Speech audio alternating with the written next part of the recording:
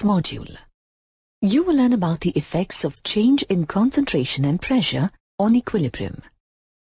The factors that influence equilibrium are concentration, pressure, and temperature. Let us learn about the effect of each factor in detail.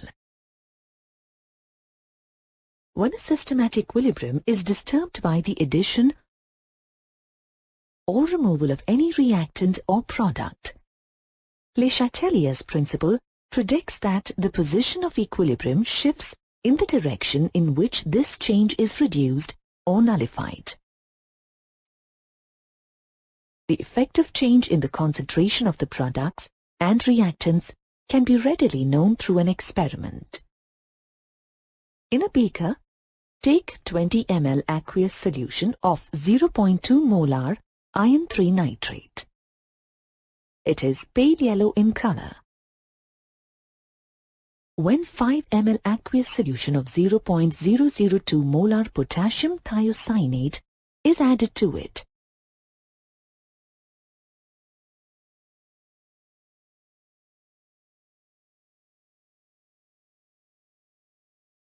the color of the solution changes from pale yellow to red.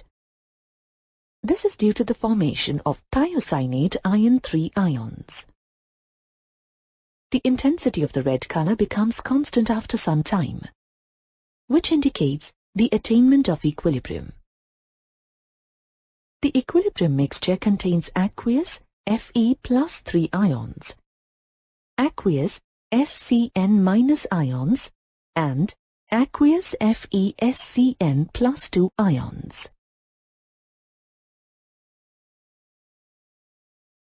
The equilibrium constant, Kc, for this reaction can be written as Kc is equal to concentration of FeSCN plus 2 divided by the product of concentrations of Fe plus 3 and SCN-. You have already learned that at equilibrium, reaction quotient Qc becomes equal to equilibrium constant Kc. Hence, you can write Qc is equal to Kc at equilibrium. To understand the effect of change in concentration on equilibrium, let us consider some cases. Adding the reactants Fe plus 3 or SCN- ions to the equilibrium mixture. Removing the reactants Fe plus 3 or SCN- ions from the equilibrium mixture. Adding the product FeSCN plus 2 ions to the equilibrium mixture. Removing the product FeSCN plus 2 ions from the equilibrium mixture. Case 1.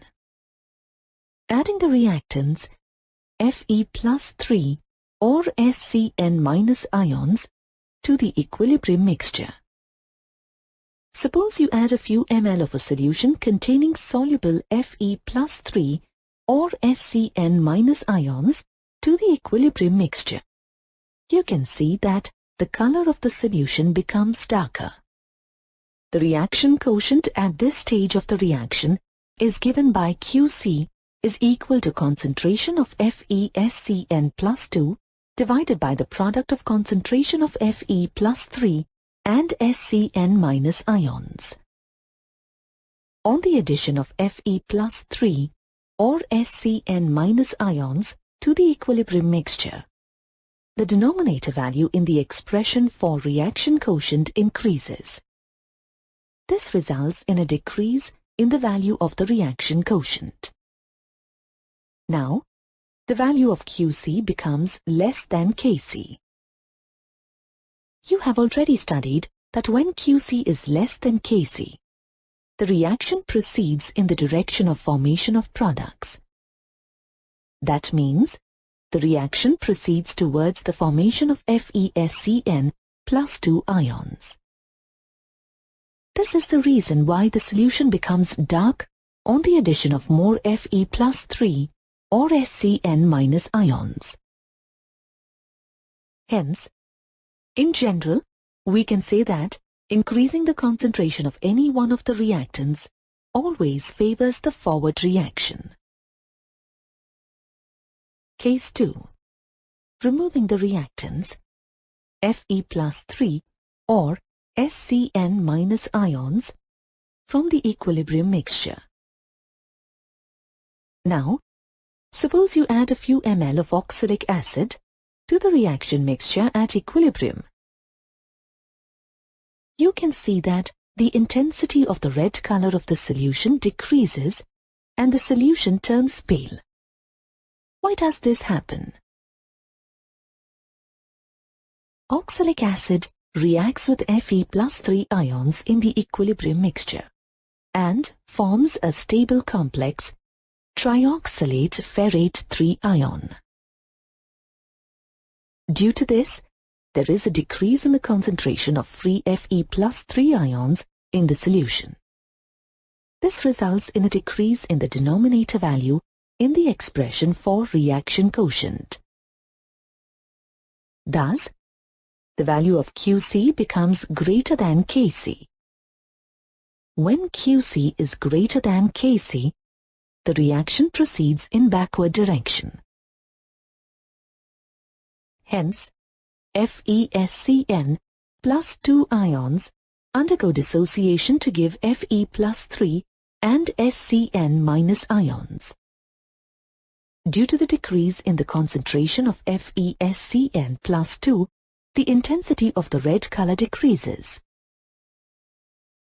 Thus, we can conclude that removing or decreasing the concentration of any one of the reactants always favors the backward reaction. Case 3. Adding the product FeSCN plus 2 complex ions to the equilibrium mixture. On adding FeSCN plus 2 complex ions to the reaction mixture, the value of the numerator increases in the expression for reaction quotient. Thus, you can say that adding a product to the equilibrium mixture results in the backward reaction. This results in QC becoming greater than Kc. Hence, the backward reaction, that is, the dissociation of FeSCN plus 2 ions into Fe plus 3 and SCN minus ions takes place. Case 4. Removing the product FeSCN plus 2 ions from the equilibrium mixture. On removing FeSCN plus 2 ions from the equilibrium mixture, the value of the numerator in the equation for reaction quotient decreases. This results in QC becoming less than Kc. Hence, the forward reaction of Fe plus 3 and SCN minus ions combining to give FeSCN plus 2 takes place. Thus, you can conclude that removing a product from the equilibrium mixture results in the forward reaction. From the experiment, we can summarize that the addition of reactants or the removal of products favors the forward reaction, while the removal of reactants or the addition of products favors backward reaction. The ability to predict the effect of change in concentration has great commercial application in the cases of reactions where the product is a gas or a volatile substance. Here are 2 examples. In the manufacture of ammonia by Haber's process, high yield of ammonia is favored by the addition of the reactants nitrogen or hydrogen, or the removal of the product ammonia from the reaction mixture. In the large-scale production of calcium oxide, which is used as an important building material from calcium carbonate, carbon dioxide is constantly removed from the kiln, which drives the reaction to completion. Let us now study the effect of pressure change on a system at equilibrium. According to the Le Chatelier's principle, when a system at equilibrium is subjected to change in pressure, then the system tends to shift the equilibrium position in such a direction that the effect is nullified. You know that the pressure of a gas is directly proportional to number of moles of the gas. Hence, the effect of pressure can be easily understood by considering the change in the number of moles between the products and the reactants. This can be made clear by studying three cases. Case 1. When the number of moles of the reactants is greater than the number of moles of the products. Case 2. When the number of moles of the products is greater than the number of moles of reactants. Case 3. When the number of moles of the reactants is equal to the number of moles of the products. Case 1. When the number of moles of the reactants is greater than the number of moles of the products. Consider the gas phase reaction N2 plus 3H2 in equilibrium with 2NH3.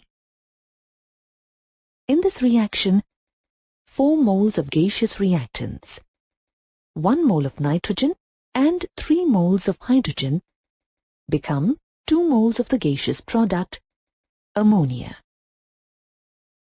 Suppose the equilibrium mixture is kept in a cylinder fitted with a piston at constant temperature and is compressed to 1/2 of its original volume. As the volume decreases to half, the pressure will be doubled according to the equation PV is equal to constant. As the pressure is doubled, according to Le Chatelier's principle, the equilibrium shifts in the direction of decrease in pressure or the number of moles of the gas. So, in this case, the reaction proceeds towards the formation of the product, ammonia. If you decrease the pressure on this equilibrium, the equilibrium shifts in the direction of the increase in the number of moles of the gas. Hence, ammonia undergoes dissociation to give back nitrogen and hydrogen. Case 2. When the number of moles of the products is greater than the number of moles of the reactants. Consider the gas phase reaction PCl5 in equilibrium with PCl3 and Cl2. What happens when pressure is increased on this equilibrium? In this reaction, the number of moles of gas increases in the forward direction. Hence, as the pressure increases, the equilibrium shifts in the backward direction, which involves fewer moles of gas. Case 3. When the number of moles of the reactants is equal to the number of moles of the products. Consider the gaseous reaction H2 plus I2 in equilibrium with Hi. You can see that in this reaction, the number of moles of the reactants and the products are the same, which is 2. As there is no change in the number of moles of the products or the reactants, pressure does not have any effect on the equilibrium. The effect of pressure is important only on those equilibria that involve gaseous substances and not on equilibria that involve liquid and solid phases. This is because the volume and concentration of a solution or liquid is almost independent of pressure. For example, pressure has no effect on the equilibrium reaction between solid zinc and aqueous copper sulfate to give zinc sulfate and copper. which involves only solid and liquid phases. Now, here is an interesting question for you. Does the addition of an inert gas into a gas phase equilibrium at constant volume result in a shift in the equilibrium?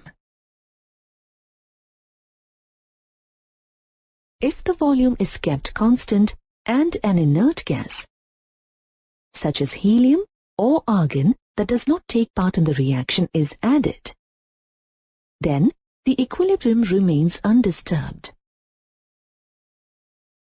This is because the addition of a non-reactive gas does not change the partial pressure of the other gases in the container. You have now reached the end of this module. In this module, you have learned that when a system at equilibrium is disturbed by the addition or removal of any reactant or product, Le Chatelier's principle predicts that the position of equilibrium shifts in the direction in which this change is reduced or nullified. In general, increasing the concentration of any one of the reactants always favors the forward reaction. Removing or decreasing the concentration of any one of the reactants always favors the backward reaction. Adding a product to the equilibrium mixture results in the backward reaction. Removing a product from the equilibrium mixture results in the forward reaction.